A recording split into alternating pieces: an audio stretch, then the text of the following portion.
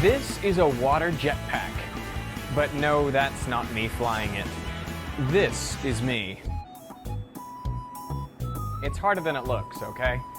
But to understand how it works, we need to first talk rocket science.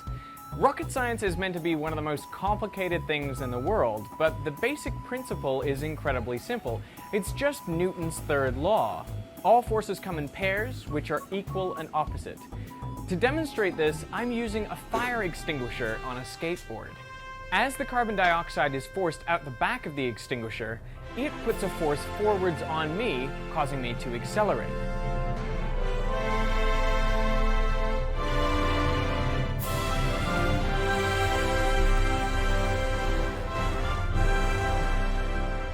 Or that's the theory anyway. If you look closely, you can spot the exact moment I realized this is a fail. So what was the problem here? Well, the force applied to me by the carbon dioxide is equal to the rate of mass ejected out the back of the fire extinguisher, call it m dot for short, multiplied by the velocity of that exhaust gas. So in this case, the carbon dioxide wasn't ejected fast enough to create a big enough force and overcome the small frictional forces to get me to accelerate. But it can be done, as has been demonstrated many times on YouTube. When the space shuttle lifts off, exhaust gases exit the nozzle at 3 to 4 kilometers per second, ejecting an amount of mass of 9,000 kilograms per second. This creates thrust equal to 30 million newtons, or the equivalent of about 2 million decent fire extinguishers. Now, imagine you're an astronaut preparing for launch in the space shuttle. You would be seated not vertically, but horizontally, perpendicular to the acceleration. And that's because the human body is a little bit like a water balloon, where the water represents your blood and the balloon represents your harder parts like your skeleton. Now, if you're accelerated up really quickly, then your skeleton accelerates up at that rate, but your blood tends to stay where it is. And this results in the blood ending up in your feet. Now, since there's not enough oxygen going to your brain, you would black out.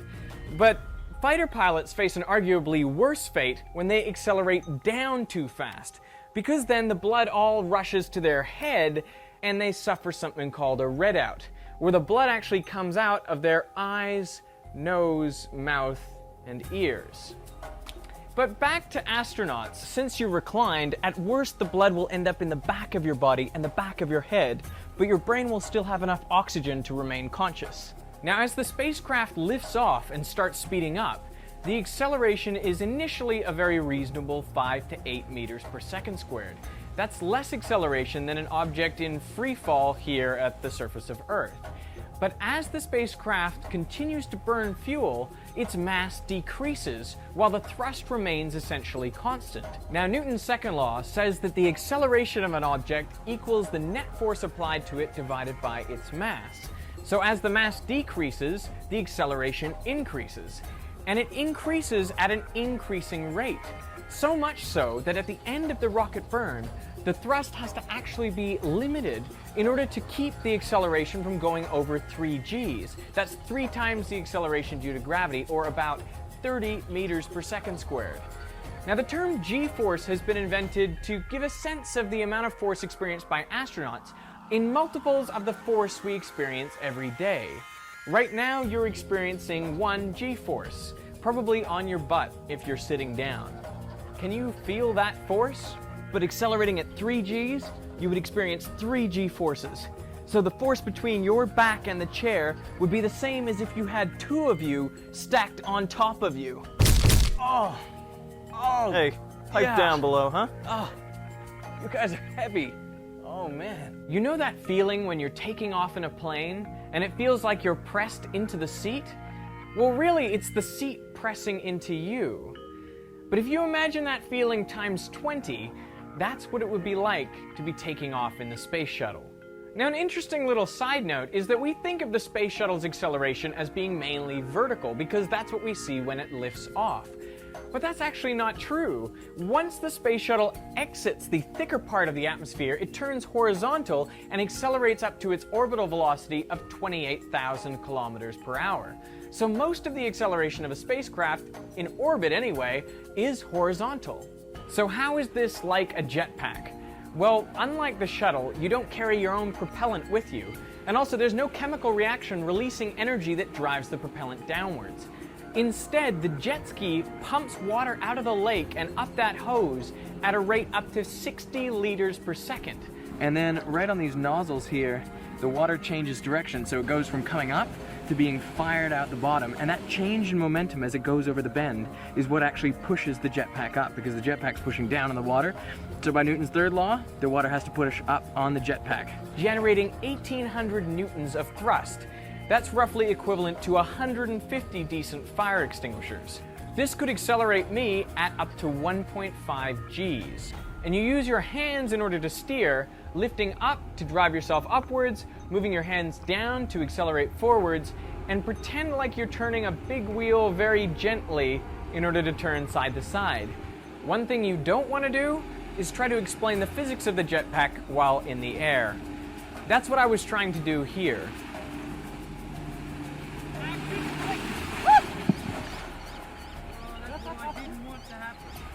While you're learning, your thrust is controlled by your instructor. So if he sees you doing something stupid, he'll just turn off the thrust and drop you into the lake so you don't hurt yourself.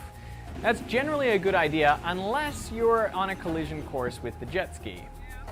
I got a pretty fat lip from doing this, but luckily all my teeth were intact. When the thrust is equal to my weight plus the weight of water in the hose, then I can hover or move with constant velocity.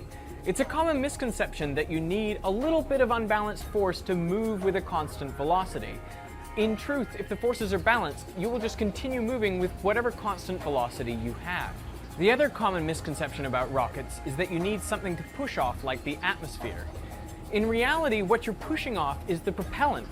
So even without the air around, a water jetpack would still work because you're pushing off the water that is coming out of those nozzles.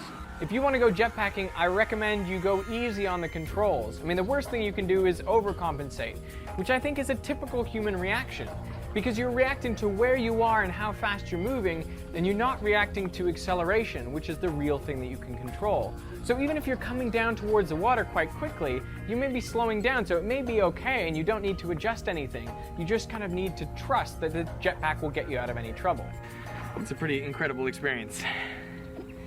Feeling the power of that water rushing past you. It's the closest I've gotten to flying, really.